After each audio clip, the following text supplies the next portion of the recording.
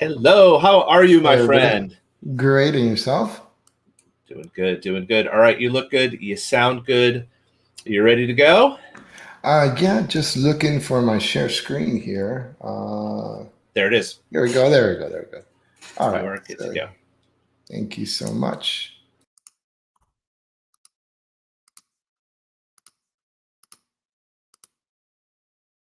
All right, everybody. So my name is Giancarlo Gomez, and today we will be talking about real-world WebSockets. Actually, let me get out of this real quick because I wanted to see. Okay, so just trying to see how many of you have gone to one of my presentations, or how many of you are using WebSockets today. And if you have no idea what WebSockets are or what they can do for you, that'd be great. I'm not, okay, great. All right, awesome. First one. All right, so we do have people here that want to learn about WebSockets. This gives me an idea of where to go. So Mark, I'm gonna just go ahead and continue. Let me go back to my presentation. So like I said, well, we'll be talking about real-world WebSockets. We'll start with an introduction to WebSockets, and I am going to try to go through all these slides as fast as possible. There's a lot of information. This will be available. I make the slides available. All the code that you'll see is available on my GitHub. So don't worry if you fall a little bit behind or if it just doesn't make sense. It's all there for you to play with, and you can always contact me. I'm pretty, as long as I'm available, I go ahead and just, I'm always cool to talk either through the CFML Slack or just email me. So I am a proud father of three. That's my little rugrats right there. I've been doing web development since 1999. Sorry about that. Let me silence my phone. So I've been doing web development since 1999. Basically, it was the year that was my introduction to it all, meaning front and back end. Before that, I was doing a little IT, and I did it for a little over a year and continued to do so for a while. And that long after that, I found out that this was my thing. So I went independent and then established my company, Fuse Developments, and years later, CrossTracker, which is a SaaS that I wrote using ColdFusion geared towards the CrossFit community.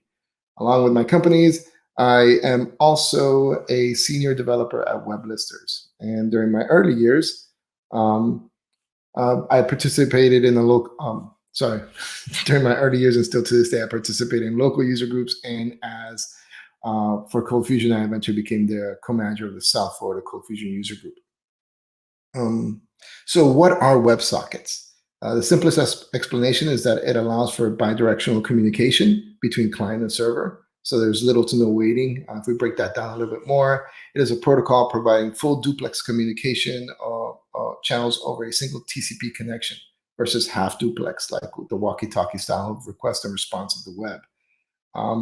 This bidirectional full duplex messaging between both sides with very little overhead, resulting in very little latency, so almost real time. This makes web programming entirely event-driven, not just user-initiated. So it is stateful, and as a single running server, it is aware of all connections, allowing you to communicate with any number of them at any given time.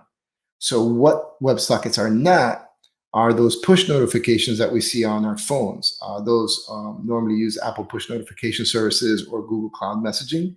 And also web push notifications. You might have seen like your browser kind of just pop up a little message on the right side, whether it's open or closed from a website. Those are done through a website via a push service. So WebSockets, the difference between both of them, WebSockets, the website has to be open, right? You have to have an open connection. So it can't deliver to a closed application like push notifications can. Latency of WebSockets, it's like I said, little to none, so it's real time, where a push notification is usually near real time, but you are in a queue, so it's you don't have total control over that. The throughput of the frequency of WebSockets is pretty high, whereas push notifications is low. You'll see an example of that in the video that I'll show now in a little bit. So I'm sure we're all well versed in the basics of HTTP architecture. It basically starts with an HTTP request from a client, browser for the most part, and then a response from the server. Again, this is a stateless communication, it's half duplex, meaning only one channel can talk at a time, like a walkie-talkie. For most static sites, this is fine, but for real-time applications, this introduces a new level of complexity. For most of us, when we needed something more, the techniques available before WebSockets were short and long polling. So if you've done something like this, Short polling, basically you put it on the client side where you make an AJAX request, right? And you probably put it on an interval and you ask the server, hey, is there an update? The server says, no, there's no update. So you continue to do this over and over again. Each of those connections sends over cookies and all that. It's a very heavy connection compared to what you get with WebSockets.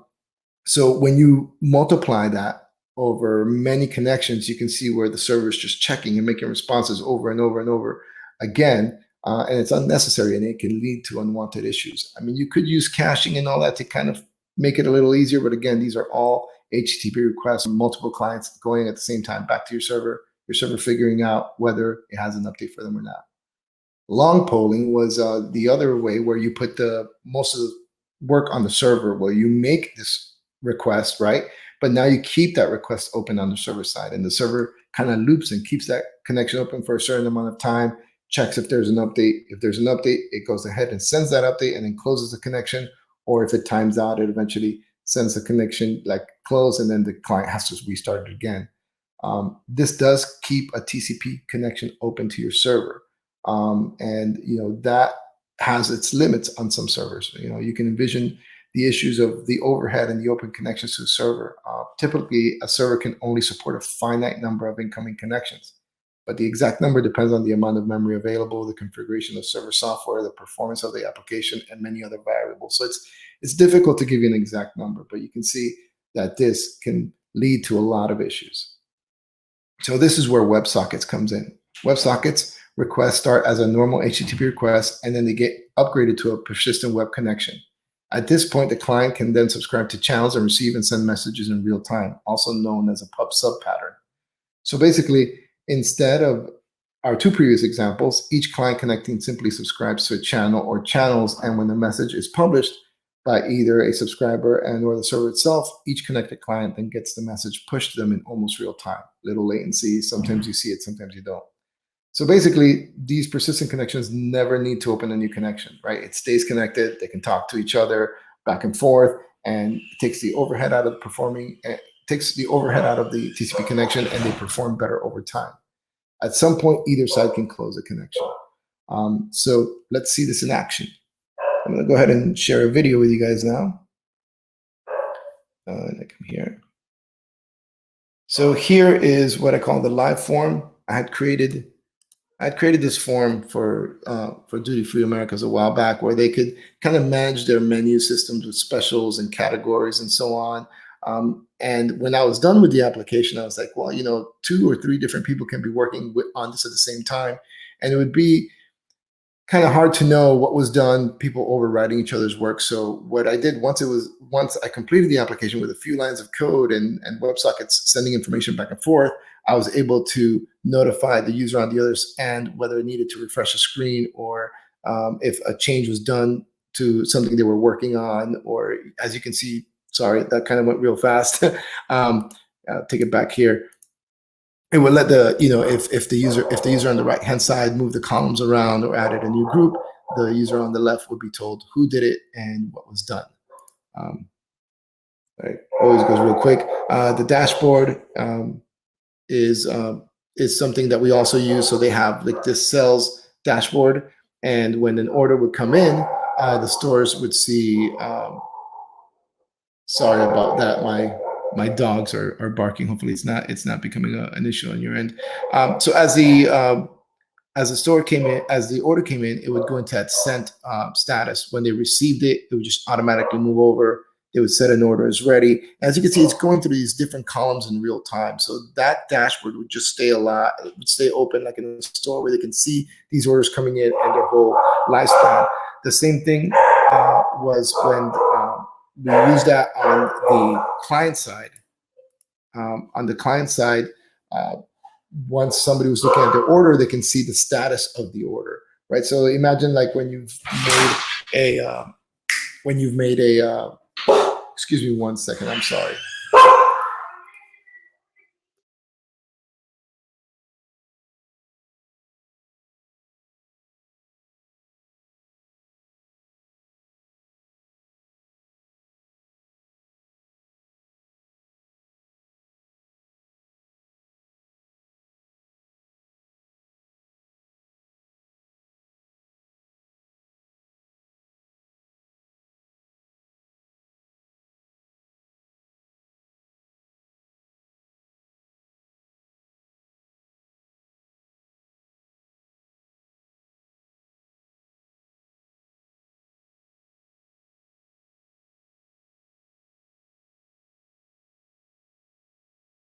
Sorry about that, everybody.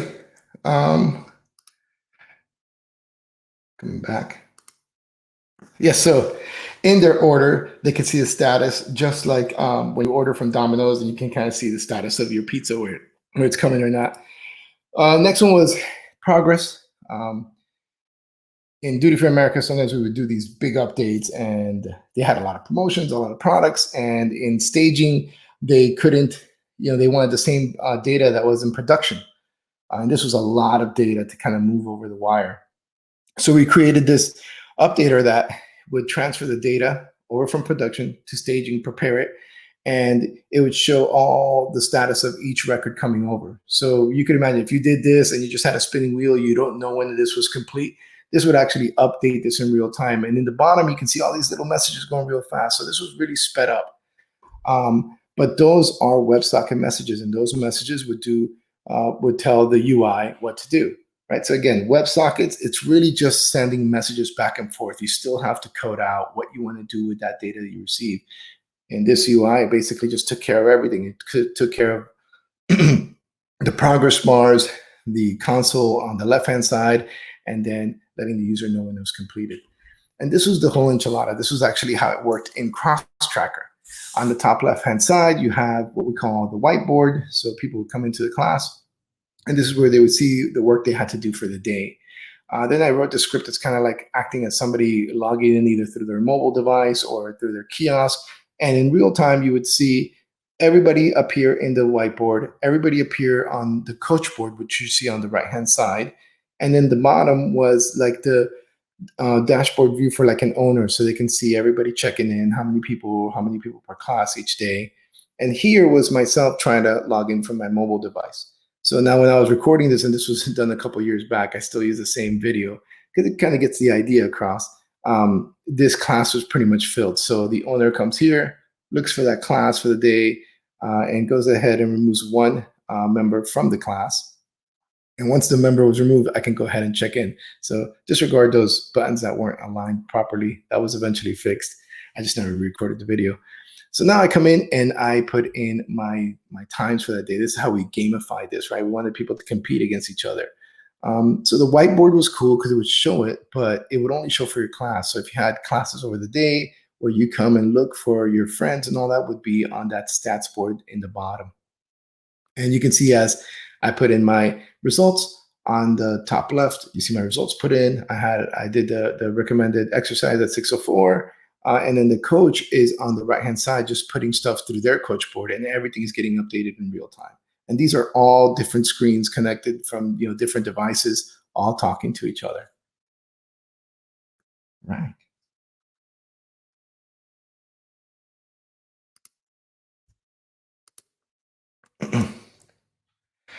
So WebSockets and ColdFusion. They started support since ColdFusion 10, but honestly, if you're on ColdFusion 10, they're very limited. So I don't even recommend you using them because there was no SSL support, and if you're on standard, it was 100 connection limit.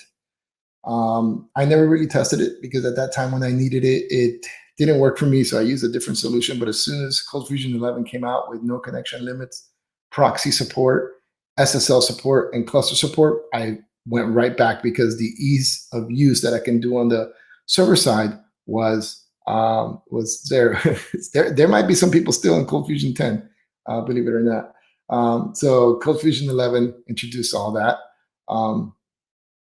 So how do you use it, right? So first of all, you enable it in the ColdFusion administrator, and I'll give you a demo of that.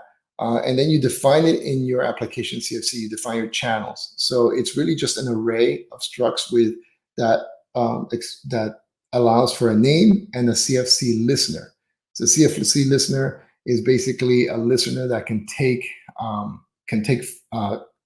do listens for different events and can handle those events. Talk about that a little bit later. On the client side, you use a CF WebSocket tag. The CF WebSocket tag basically adds a couple of the JavaScript libraries that the ColdFusion team created, and it gives you everything that you need to be able to communicate, subscribe, publish, invoke, all that just by using the tag. And then you write some JavaScript and get creative. So the only thing that's required is the name and the on message. The name is the name of the WebSocket object. So this is like what becomes available to you in your JavaScript at the global level, right? So if you see here WS, just think of that as window.ws, because that's exactly what it is. And that becomes this object that has all these functions and everything kind of baked in. On message, that's the function that you write. That's what's going to receive your message from the server, and you are then going to do whatever you need to do with that data. On open, on close, and on error, these are all optional, but these are, again, JavaScript functions that you will write and that you can handle different events with, right?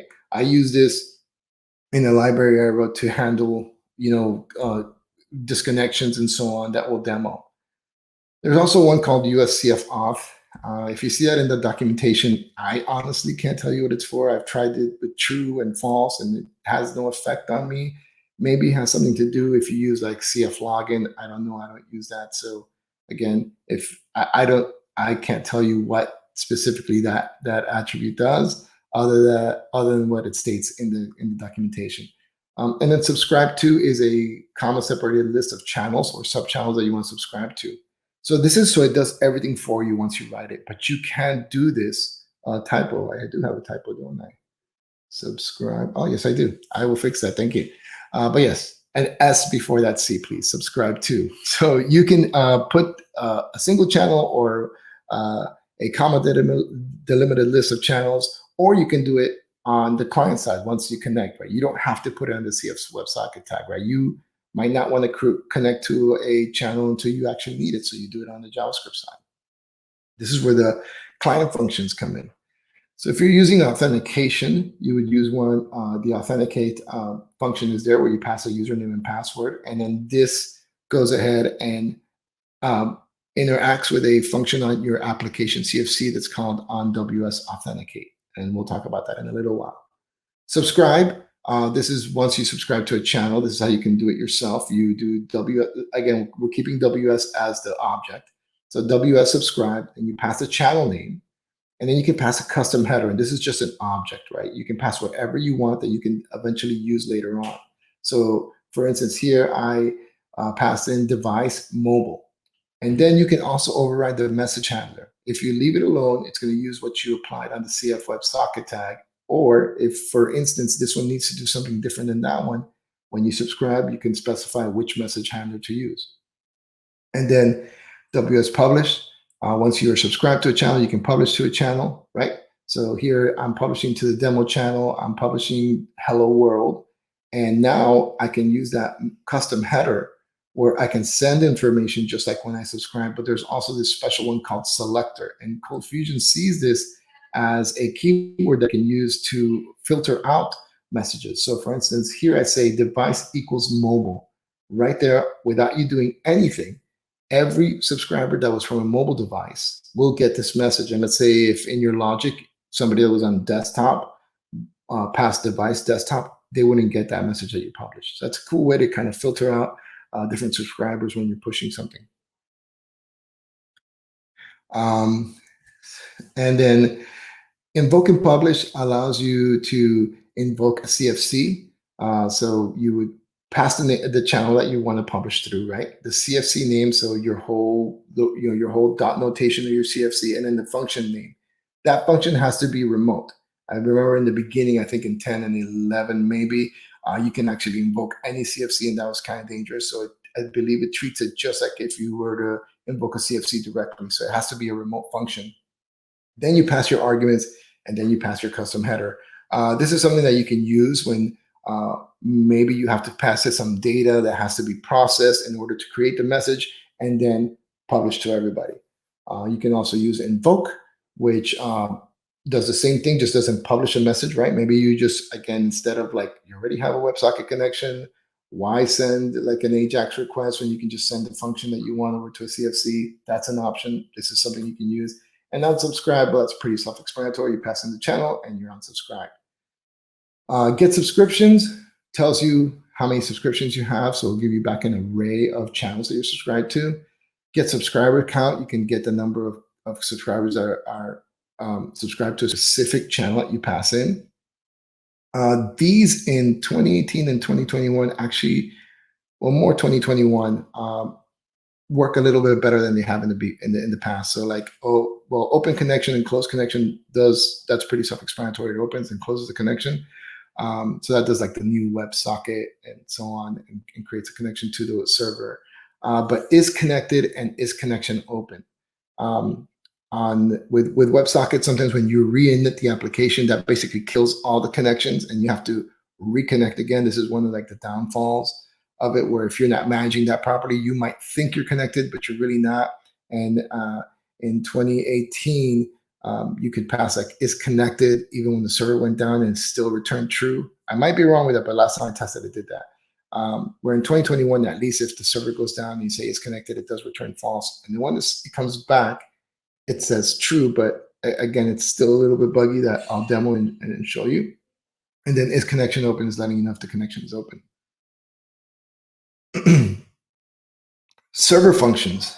So on the server side, you have WS publish. This is where like it's real nice to have it all baked into ColdFusion, right? Because if you were using an external party, you'd have to make a CFHTTP call to their REST API and however it's and whatever format they needed in order for you to be able to connect to your WebSocket clients, or if they even allowed you to see who was connected and all that. Everything is available to you on ColdFusion side. So you'll run this inside a CFC or inside any CFM. So if you wanted to publish to a channel, you just write WS publish, the channel name, the message, which you can pass string, struct, array, and then you can process it on your end, and then filter criteria. So this is where you can even send that criteria like device equals mobile, and it'll only send it to those mobile devices, or whatever criteria that you have all your clients send in when they subscribe. WS get all channels, that gives you an array back of all your channels. And WS get all clients is what you can get all client information for each individual channel. Each one returns back an array of structs with the client ID and the subscriber info as the keys. WS send message. This is only used in a point-to-point communication to send additional messages to the client. So when you use invoke or invoke and publish, let's talk more about invoke and publish. So if I send invoke and publish, and this takes maybe 15 seconds to process, right? At the end of 15 seconds, it's going to publish the message that I wanted to. But within those 15 seconds, let's say I wanted to know what the progress was. So it could tell me like 5% done, 10%, whatever you want it to be. You would use a WS send message, and it will send back that message to the person that made that initial request, which would be yourself. So that's really useful. You can also kind of do that by creating an on-the-fly sub-channel.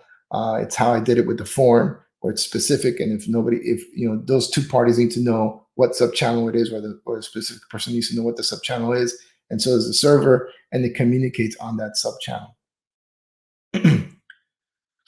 The service response, that comes back is the client ID. You'll always see that. That's your unique ID assigned to the client, which is yourself. On the message, you'll see a publisher ID, which will either be your ID if it's your message, or somebody else's ID if that's their message. The channel name, the type, whether it's a response or data. Message, MSG, which applies to responses. You always get an OK if successful, or on failure, it returns a cause of failure. And then data, which is the message conveyed to the data. Channels, like I said, are defined in the application CFC. They can have an endless amount of child channels created dynamically, and these are all dot separated. So like if it was demo, then you can do demo.room A, demo.room B, and those you can do dynamically on the fly. But if you were to subscribe to a parent channel, when the user subscribes to a parent channel, they subscribe to all child channels. Sorry, let me go back to that first one. Channels are all defined in the CFC. You can have an endless amount of child channels created, but when you create a parent channel, that has to be defined in the CFC. Okay, so those have to be coded in, but then sub-channels, you can just create them on the fly. And that's even from the client side, right? Not so much from the server side. You can subscribe to a sub-channel and you automatically created it. A user who subscribes to a child channel does not subscribe to its parent channel. So to give you a breakdown of how that works, here is an example where if you subscribe to stocks, you receive messages that are sent to stocks. You receive messages that are sent to stocks.finance, stocks.banks, stocks.finance.adobe, right? So you can see it goes down. At that top level, you receive everything. And if you are assigned to, if you subscribe to stocks.finance, well, you'll only receive messages on your channel or any sub channel of yourself, such as stocks.finance.adobe. The messaging framework on the application CFC is we have on WS Authenticate. So this accepts a username, password, and connection info that's sent in, and this handles the authentication sent by the client. So I know sometimes people ask me about like sessions, like how do you share sessions? Sessions are not shared with the WebSocket server. So if you are making a call to a WebSocket server and you think that you can get to session.id or session.myname, if you save the session variable, you won't be able to access that. They're completely different.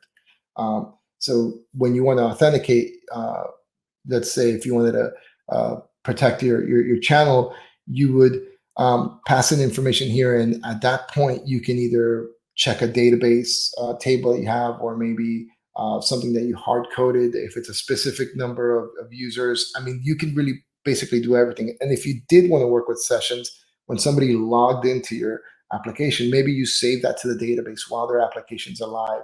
And then on WS Authenticate, with whatever information you're passing, you can then validate that this is a valid user that can subscribe. At that point, you have allow subscribe. This is where the CFC listener comes in, right? So if you are using authentication, you do need a CFC listener to actually take action on that, right? Because here's where you say, okay, in allow subscribe, it's going to look at the subscriber info. It's going to see if the person's authenticated. And if it is, it's going to return a true or false. If it returns false, you can't subscribe.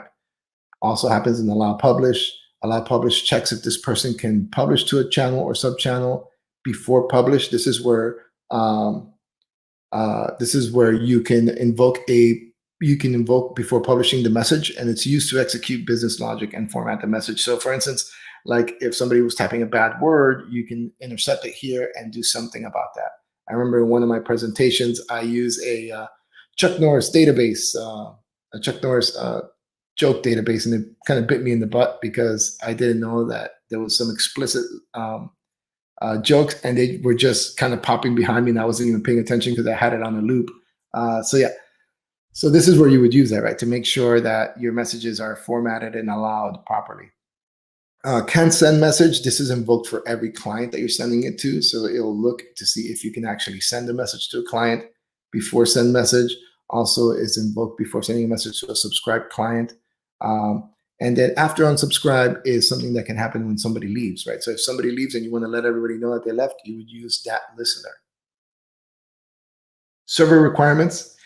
If you're using the built-in WebSocket server, you basically just need to open your ports for non-secure and secure connections. You'll see these ports on your ColdFusion administrator.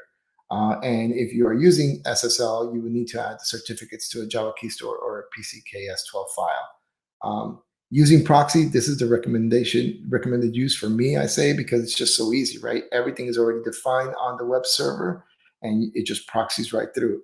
For Apache 2.2, it needs to be compiled with the worker module, not the pre-fork. So when you try to use the proxy connector exe to kind of make the connection, it's going to scream at you if it's not compiled the right way. For IIS, it needs to be 8 or higher with WebSocket protocol enabled, which you can see here on the right, those Windows features. That's the Windows 10 view, but on server, you would go like the server manager, add roles and features, and then get to Internet Information Services and get to WebSocket protocols and make sure that's clicked. Your locations, again, on your administrators, ColdFusion admin, server settings, WebSocket, everything is pretty much there. If you want to make sure that your ports are what your port settings are, that's inside the instance lib neo WebSocket XML, but again, that's available in the admin settings. Then the proxy config is located under bin, WS proxy config. Don't confuse that with the WS config that's under bin runtime. This creates a, for instance, in an ISI, it creates a a virtual application called CFWS. And then the config of that is under config WS proxy, the site number, bin config INI. All these files are kind of important in case something goes wrong. And you'll see it here. So like I said, there's the WS proxy config that's under CFusion bin. Then that creates that CFWS virtual application that you see on the right. So things to watch for. When you do create that, you have to make sure that the application pool must have a .NET framework assigned 4 or higher. IIS proxy mode, you do not set it in unmanaged code or .NET 2, it won't work. Your virtual application must have the same application pool assigned. So there was a point where they got this right, but even today when I tested on 2018, and I didn't get to test on 2021, but when I went ahead and added the proxy, it defaulted to the default application pool, even though that didn't exist in my IIS server. So what you'll see is that it'll tell you it can't connect. So you have to go into IIS, go to the default settings, and make sure that the application pool is the same as the parent of the site. If it still fails, make sure that the config INI has the correct ports as defined in the ColdFusion administrator. This has happened to me when I've had multiple versions of ColdFusion installed on a server because I'm testing them, and the numbers get a little whack, and the WS proxy config didn't like port over the right number. So you go in there, you kind of just fix it by hand, and then it all works. If you add a new top level channel, you will need to restart ColdFusion. I actually need to remove this because I did a test today on 2021 and just re-initting the application allowed it. I think this might be back from like probably 2011, because I think 2016 allows it too. And if you're using proxy method, make sure that none of your CF WebSocket tags have the secure attribute set to true.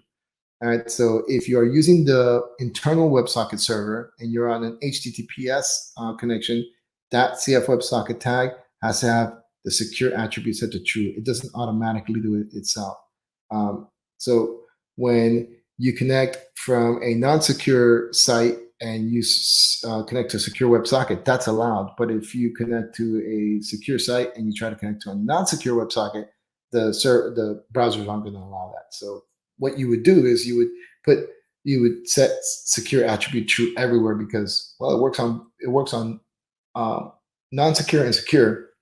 But then you go and you do the proxy mode, and you're like, oh, I don't need to do this anymore. I don't need to have anything on the admin anymore inside the Java key store or the cert file, and everything starts to break, and it's because that attribute is set to true. So in proxy, you remove that attribute because that causes an error. And if you're running on any framework like ColdBox or Fusion Reactor, if you're using the WS publish, wrap it in its own thread. Trust me, it's for the best. Sometimes it acts weird. I always send that in its own thread to just do what it needs to do. And if you delete a site on IIS without removing the proxy, either do an IIS reset or run WS proxy config again, and that'll kind of fix any issues you might be experiencing. And then just to go over WebSocket clusters real quick, I'm not going to show much here. It's just kind of like a diagram. In the way we set it up, we have one instance. We have all the clients connecting to that one instance. If you have enterprise and create a cluster and you bring another instance up, same thing. If a client connects to an instance, it will be on that instance, but the clients on instance A and instance B can't connect to each other until you set up that communication port, which is all done through the admin. And once you do that, you have a cluster.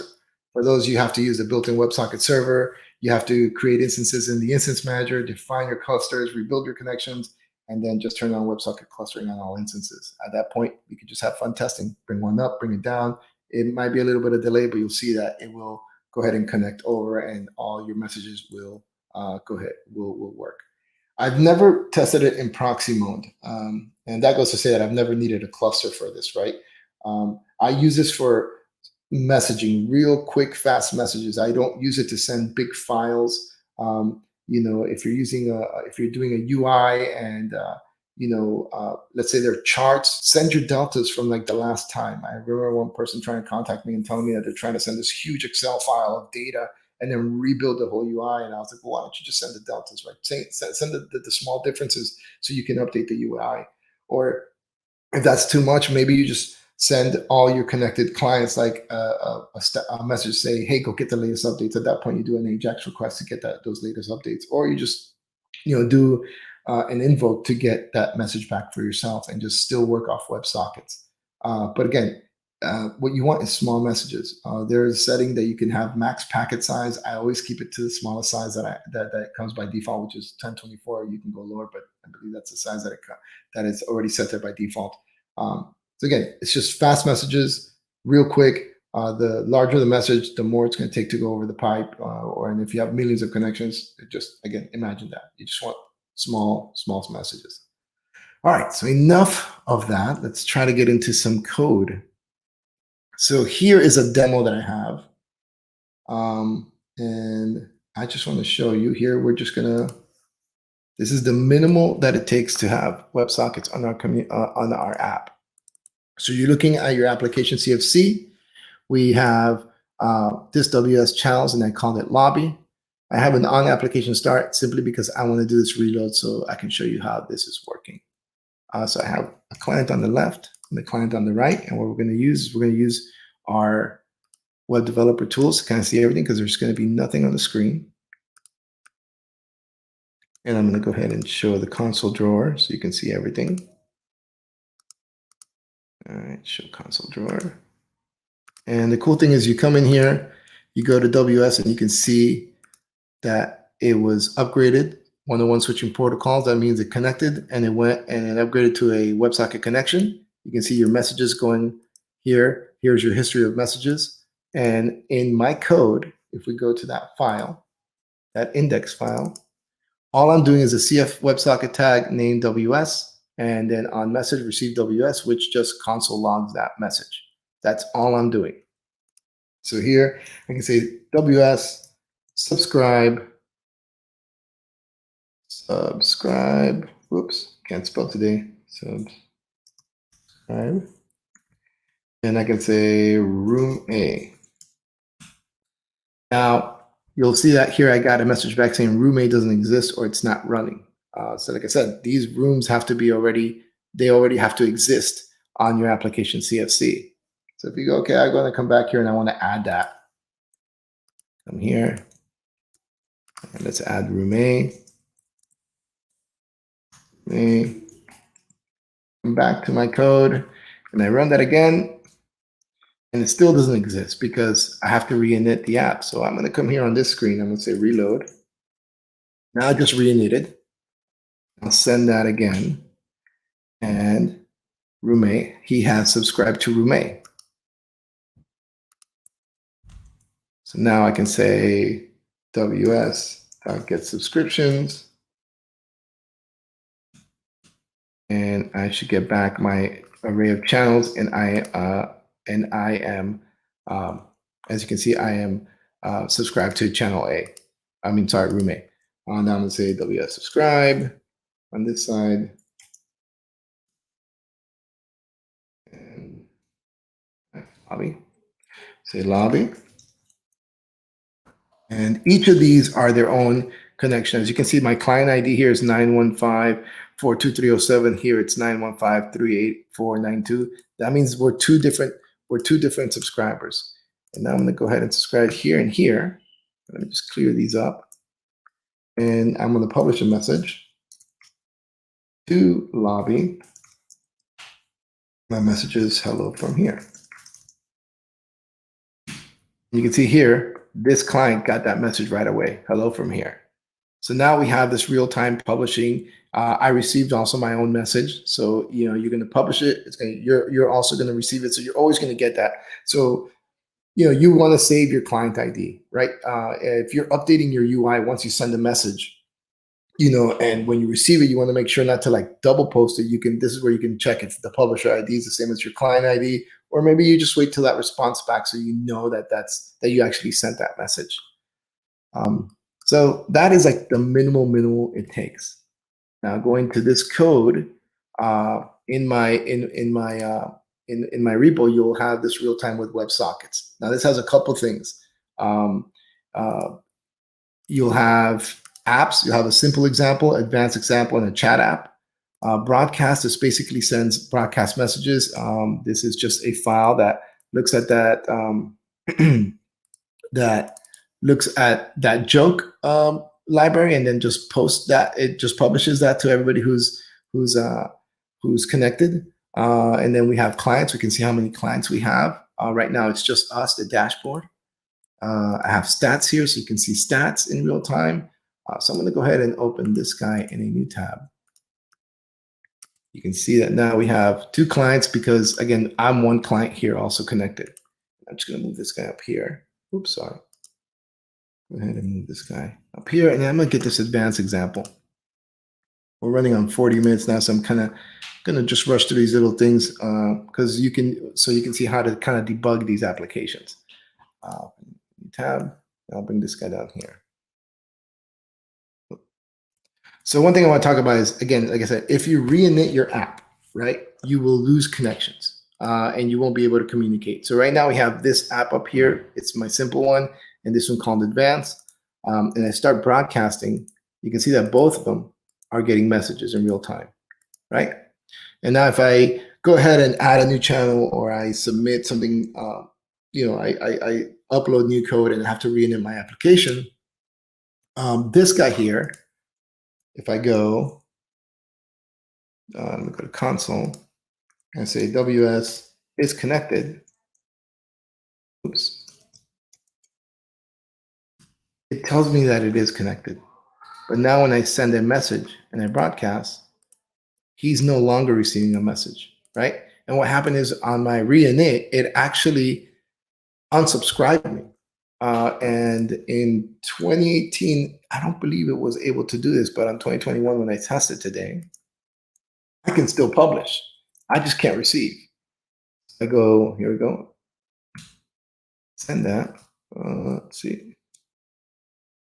See, there we go. No, I didn't send it. So, okay, so that's good. So, all right, because I'm not, all right, so it must have been weird what I was testing earlier. Lobby doesn't, oh no, sorry. That's why. I'm on the wrong one.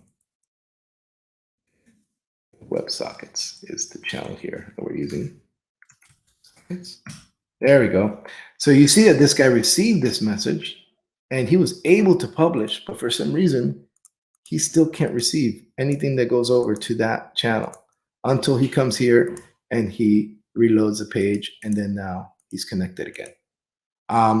So what I'm using down here is a library I wrote called Advanced Socket, and you add it to your CFM page. You put all the attributes in the body tag, and it will go ahead and manage this connection for you. So if the server goes down or you reinit your application. So here we're actually using 2021. So I'm going to go ahead and stop. Right now I stopped, and if I show you these screens, you'll see that this guy says we're disconnected. He's actually, the server is not up, right? And let's bring the server back up. Back to the screens. It's continuously pinging, checking if the server is back on, and once it's back online, it will go ahead and reconnect. So I'm not going to touch that guy because he is waiting. Let's see, when's that server coming back up? And what happened? Should be, okay, he's back up now. So he's coming back online, as we can see here. Not touching anything, and boom, he's automatically connected. Let me refresh this guy, let me do a broadcast. And there we go, back online. So one important thing here, right? You want to write this, you don't want to make your application seem like it's not connected, right? You don't want it to appear broken when it really isn't. So you have to manage these connections. Advanced Socket will take care of that for you. There's a console app here. This is actually code that was available by Adobe since the beginning. I've just kind of give it a facelift, but you can use this and drop this into any of your applications, and you can use it to authenticate, to subscribe, to send messages, and even run invoke and publish. So here it grabbed all the channels of my application. So I'm gonna go ahead and subscribe here, and you can see that when I post this, when I broadcast, this guy's also getting those updates. So this is a nice application to just drop anywhere and have it for debug purposes. But let's say you are on production and you don't want to drop this on production, right? But you do want to kind of like connect to your production server and be able to see messages that are going across the wire. One nice thing to use is Postman. So Postman actually allows these WebSocket connections. So here I'm going to connect to my WebSocket server. And this is a connection. So right now I'm connected, but I'm not subscribed. And I did mention that, I believe I mentioned that you don't have to use the CF WebSocket tag, right? That gives you some ColdFusion libraries that they added, some JavaScript libraries that they added, but you can actually mimic that yourself, just doing a new WebSocket. And then once you connect to the server, communicating with the ColdFusion WebSocket server requires an actual like different little payload, right? So you, for instance, here I have subscribe. It's a namespace of ColdFusion WebSocket channels. This is what it's waiting for. You're telling it what you want to do is subscribe, the channel that you want to subscribe, and your app name. So your app name is the name of your, and going up to the top one, the name of your application, WebSockets. Once it does that, it's subscribed, right? So here now it's subscribed. You can have that, connected to your server, and then now let me kind of bring her up here so you can see it. And let me move this guy out of the way. Actually, I'll close this guy. I'll just leave these two up. This one and you down here, and I'll just start broadcasting. And you can see that in the bottom right, those messages are going across the wire. So this is a nice way to be able to connect to your WebSocket server. Here I'm using the embedded server, and this one I'm doing it via proxy. So I haven't added this to my repo, but I will. So it gives you, if you're using Postman, you'll be able to grab this this workspace, and you'll have access to. Sorry, let me open this up. You'll have access to the messages, so it gives you kind of like a starter boilerplate of how to be able to work with this through Postman.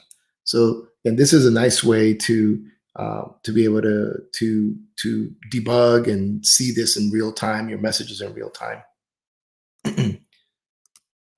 So go in here, let's see.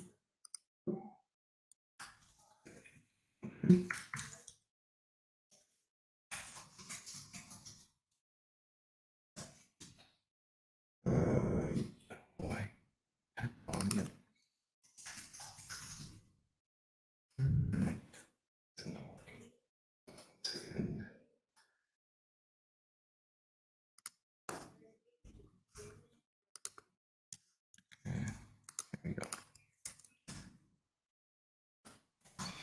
So on 2016, 2018, of course, WebSockets installed by default.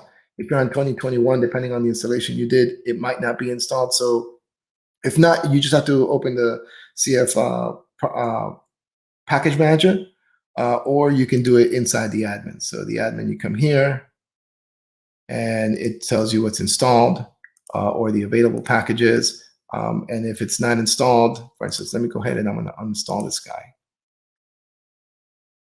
So you can see what happens when it's not installed.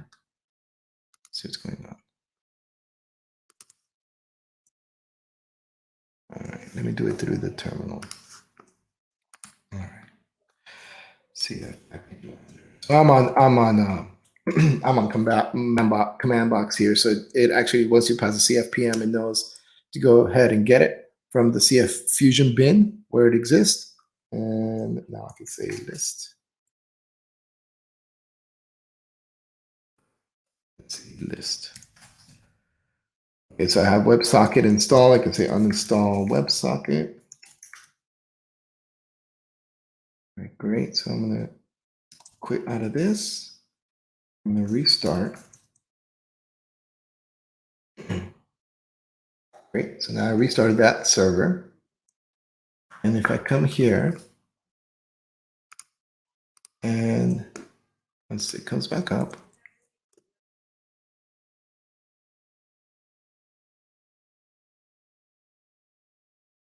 come on. It's coming. There we go. All right. You can see that it'll tell you it's not installed, right? And it tells you what to install inside CFPM-SH. So now, or CFPM. Now I'm going to come back here and I'm going to go ahead and install it. And the reason I'm showing you this is just so you understand what you have to do in 2021. And in case you do this and it doesn't work, install WebSocket. Install.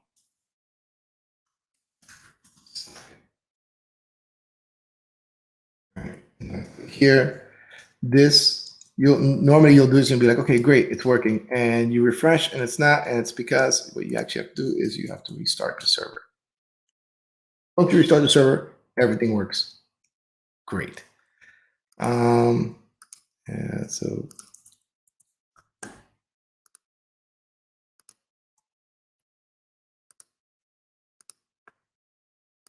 and while it comes up, I'm going to go ahead and open this guy here, which is our index.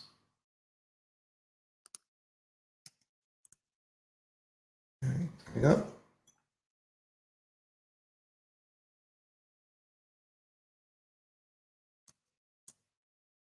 All right, perfect. So what I'm going to do here is I'm going to connect to the HTTPS. 3. I did that, but I'm going to come here and say, all right. So I opened up my developer tools, and as you can see right now, I'm not connected to the WebSocket server, and it's screaming at me, telling me mix content to page at HTTPS, etc. Right? It wasn't loaded. That's what I was saying, that you have to come in here and you have to say secure and equals true. And then once you refresh, boom, everything works, which is great. I also have this on a 2018 server, which is on Windows. And WebSocket connection to WWS CF8, whatever, it failed. And the reason here is because I have not configured it yet. So it's great. I wanted to actually show you what you have to do. So I have this site here, CFA, let's see, I actually did already configure it, right? Refresh. No, I didn't. Okay, perfect. Come here, wsconfig, and say run as administrator. We're going to add that. We're going to add that that site. Say okay. Close. And you're like, all right, awesome. Let me go ahead and work with it. And you come here and 2018. And you can see it still fails, right? And you're like, well, why is it failing? And when it fails, you can always check this by just browsing to HTTPS, right? And you can see it says forbidden access denied. You should see a white page. And if you're getting this, it's basically because if I go here to this, if I go here and I look at the application pool that my site is using, it's defined as ws-2018.fusedev.com. But if I go to CFWS, and let me refresh this here, sorry, and I go to basic settings, you'll see it selects default app tool. I don't even have that application app pool. So I come here, I fix it, I put the correct one, hit OK, come back. You can see that now it's going to spin a little bit, and then it's a white page. And if I go here, it's connected. So now we actually have a good connection. If we look at our WebSockets, everything's working. And then just to show you how this kind of bites you in that scenario, come here, index, I add this guy, right? And I refresh. And it's going to scream at me, telling me, ensure you have selected enable SSL in ColdFusion Administrator, but I'm running in proxy, right? So that doesn't. I want to go ahead and give you what that looks like. Let's see.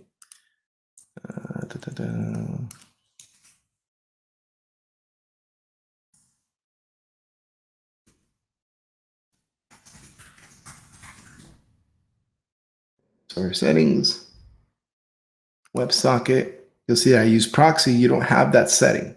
So once you use proxy, you cannot have that attribute, or else it will break. And then you remove that, and it works. And I wanted to show you the difference between this one and, oops, sorry.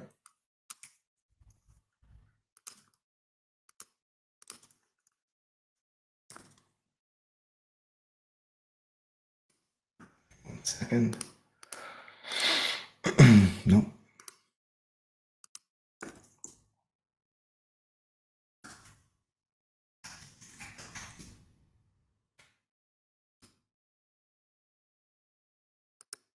Here's how I'm using, when I'm using the built-in WebSocket server. You can see my port here, my SSL port, my key store password, max data size. This, you shouldn't even have this on anymore. We don't even support Flash anymore. So you can actually turn that off. That was for backwards compatibility, that it would use like a Flash client, but that won't work on any browser. And we really don't need to worry about it anymore because every browser supports the WebSocket API protocol. And then again, if you have a cluster, this is where you would enable the cluster support and the cluster multicast port. And this is where the cluster servers kind of talk to each other. You don't have that available when you do proxy, but you do have the convenience of only having to update your SSL at the server level and not having to do it at the IIS level or Apache, and then coming in here and updating your key store and so on. Let's see. So that pretty much shows you, how you can easily get, well, I hope it shows you how easily you can get started with WebSockets on your ColdFusion servers. The chat app, this one again, is the one that you can use to kind of demo how I use the authentication. So like if I say red, it says invalid username, but if I type in a username that I want, it shows me the usernames that are now logged into to the chat. And this is using a lot of features, right? It's using the authenticate. It's using when somebody joins the listener is telling this person who has joined on WhatsApp to the room to welcome them. And also if somebody leaves, right? If somebody leaves, like I leave the room, now it lets everybody know that I've left the room and so on. And you can see that inside the code, inside clients, and you go to chat, and this is basically the application. All the chat application is inside a chat file right here, but for the chat server, it's using Authenticate here on WS Authenticate. So you see I'm passing a username and password, and I'm just really looking at the users that are allowed, right? So if you are in this array, you are allowed to authenticate, and if not, then it returns false. And then I have a chat listener here. And the chat listener is looking at things like when it says allow subscribe, it's going to look at that subscriber info that it's already passed for you. You don't have to pass it.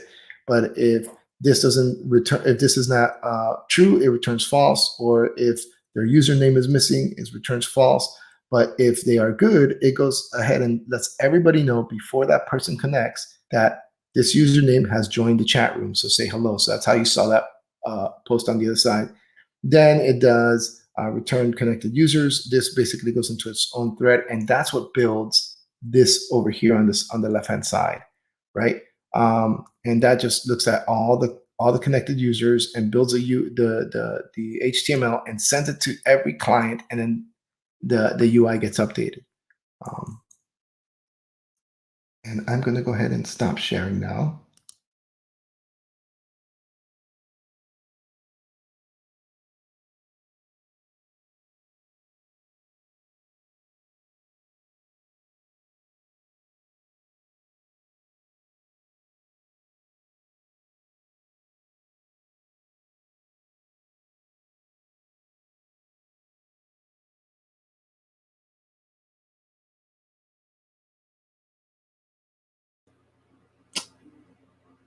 Whoa.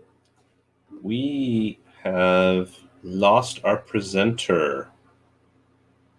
Sorry, folks. Let me pop back. Hey, Giancarlo. The dog's got him.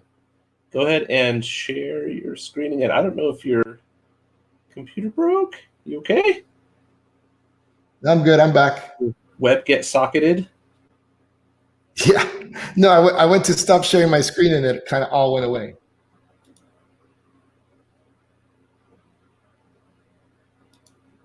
Right, can you guys hear me?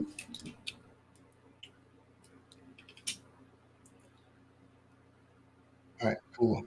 So you guys did see up to the chat room, right? I wasn't like gone for a long time, correct? All right, cool. So yeah, that's pretty much it. Let me kind of go through the questions here. Yeah, right after I stopped sharing, yeah, I must have pressed the wrong button. Doing burpees, I wish. No, I haven't done burpees in a while. Okay, why do sometimes I get notifications with no internet connection? Is use other kind of data transfer idea? So when you get a notification of no internet connection, are you talking about what in regards? And this is AE push notifications, I guess. Oh, well, push notifications are different than WebSockets. And if you do not have any internet connection, then you wouldn't be able to communicate. Could be a ghost. Oh, yeah. Cats don't bark. Cats don't bark. Just saying. Oh, that must have been something that went through. Are the sample app is using WebSocket? Is the sample app using WebSockets to interact with the DOM via JSON? So yes, right. Like I said, the WebSockets is just sending messages back and forth, and then I'm looking at those messages and then deciding to do stuff with it, right? So whether it's to update the UI, whether it's making it to call, back to the server. There's another example that I use with a client of mine where we built these sales kiosks, right? And these kiosks are a view app that can run offline. So they go ahead and they have a service worker and all this, but they connect to the WebSocket server when they're online, which is basically all the time. And then in their admin, they can even see if which kiosks are connected, and if they do a update to any of the data and they need the kiosk to go ahead and pull that data, right? They can either force it or notify it. So they just hit a button and they'll send to all the kiosks like, hey, there's an update available, take action. Or if they want to force it, it'll just restart the application without user interaction. So again, you can do anything you want with that data. In this specific example, the chat and all that, that's a lot of JavaScript, right? JavaScript is updating the DOM. Mark, have you played with the subscribe functionality of GraphQL, which uses WebSockets under the hood? No, I have not, Mark. I have not played with GraphQL. Do you have an example of a single product that was paid for that uses WebSockets? Well, I just talked about one. So, and I do have a couple of them. Greg, I mean, I don't know if you want me to show you, but I can show you. It's and the DFA one was basically like it was a paid one, right? I used to work there, and we built that for them. And Cross Tracker is a working production app, and pretty much anywhere I've used this, pretty much production apps. It wasn't just for testing. Let's see, on e-commerce ads, I can push inventory.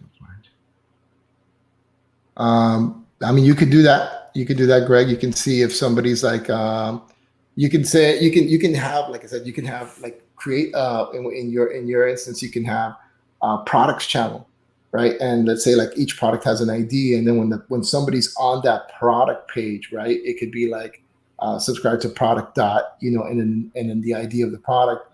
And if while I'm viewing that product, the inventory is depleted, you can change the UI in real time to say it's back ordered or don't allow ordering, and removing it from the cart. That all depends on what you do in the inventory when you put it into the cart. I would freeze inventory if somebody put something in the cart, so hopefully it wouldn't affect somebody in the cart. But again, there's just so many ways of doing it. I've done a bidding app. I have done a bidding app with this. We did a penny bidding app years ago with a company I used to work with, AccelaWeb, right? AccelaWeb, yeah. I don't know if that penny app site is still up, and I don't even remember it, but it has been used in that fashion.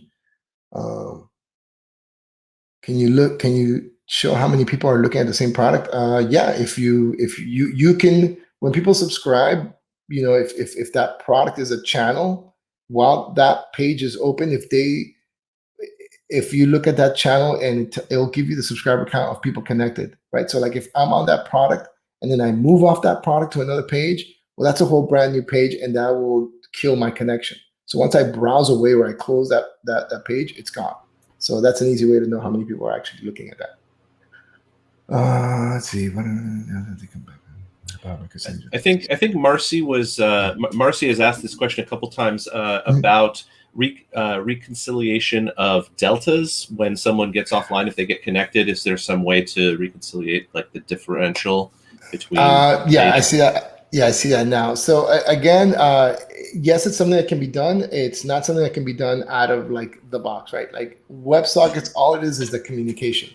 So when you look at like Firebase, and they might have stuff like this, or you look at Couchbase and all that, that can kind of, they've already built something that is tracking that. So you would have to build that yourself.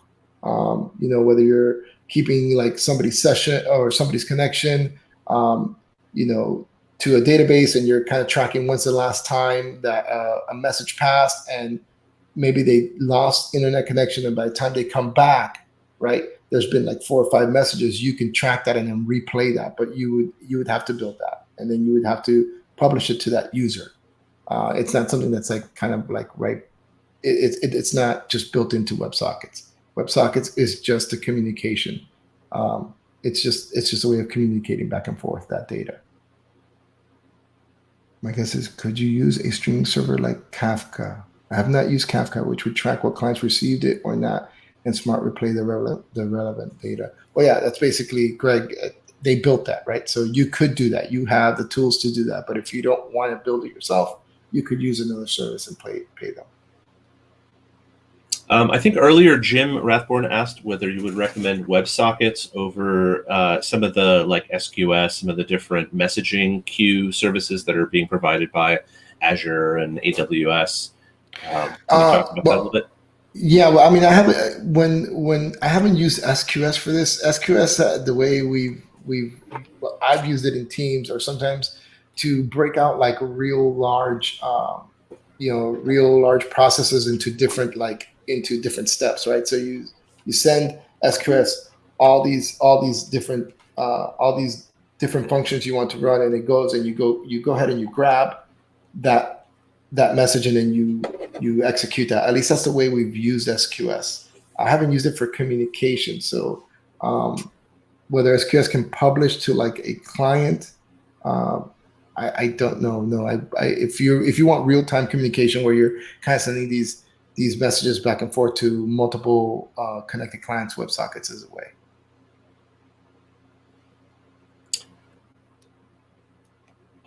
Awesome. And here, I'll do this real quick. I'm going to share my screen again. So here is, let's see, let me share my screen. Where is it? I can share screen. And whoever gets here first, but if you go to game.fusedev.com, can you guys see my screen? Ooh, fun. All right. Okay. So basically, this is a Simon game example. This was demoed by somebody else using actually using hardware. I kind of just took their idea and rewrote it for this. But I'm going to go ahead and play a game. My username is going to be JC, right? And then the channel, if you click on play game, I just want you to type channel dev 2022. Whoever gets here first is going to be the person playing against me. So there we go. So we got Scott. Scott made it. So, right. So Scott pressed blue. So I'm going to go ahead and press. And we're going to keep playing until somebody fails. And Scott should have done blue and yellow. So either it didn't work properly, or basically he just kind of killed it on his own. But Scott, you're the winner of that card that they're going to be giving out. Ah, all right. Wait, but he lost. What happened? Okay. No, he did lose. He did lose, but he was the one that made it there first. All good. Scott, could you please send me an email so that I have your email to pass that on to our team to get that card over to you? And my email is, or you could just put it right there and I can grab it. Okay. Everybody, email Scott. You gotta pay attention to win, Scott, but you still won. Right. All right. So, and you know what? That's live. So you could play with any friends as you want. You just go there, create your own channel and username, and you can play between two friends. Who knows? That's running on my server. Try to crash it. Who knows? Have fun. That's pretty much all I got. I mean, let's see. How much data can be sent? Oh, wait, we have a lot more questions. How much data can be sent on WebSockets if it has some limits? So there's that max data packet size on the ColdFusion administrator. So you define that. But again, remember, it's all about speed. The smaller the messages that you send, the faster they go out. Right? You got to think big numbers. Like, you don't want, if you have to send a 1 megabyte to 1 million people, it's going to be a lot going around. That you're trying to send out from one server. It's just small messages. What about, okay, so the deltas, we talked about that. And I think that's it. I think I've covered everything, unless there's something I missed. Yeah, I think you covered a lot of questions. People had a lot of questions, but this is awesome. That was a great talk. Thank you so much, Giancarlo. I've actually seen your talk live, so this was a little bit of a refresher. And definitely, if you have a chance to check out the GraphQL subscribe stuff, it's really neat. It kind of takes some of the WebSocket complexity out and does subscribes using this really cool language. But I want to thank you for coming and sharing your knowledge with us. I'm going to pop in here. We've got some web links for your website. We've got some links for your GitHub and your LinkedIn. So people want to go there and add you and check out your stuff and fork all your repos. If everyone could just please give us some feedback. It's very important information for our speakers. It helps them hone their craft and get better at speaking. So if everyone could please give us your feedback on that, we appreciate it. Thank you again, Giancarlo. That was the last talk for today for everyone. Coming up tomorrow morning, first thing, instantly see defects and performance bottlenecks with Fusion Reactor APM. So don't miss it. Perfect. Thank you, everybody. Thanks. Have a great day. Bye.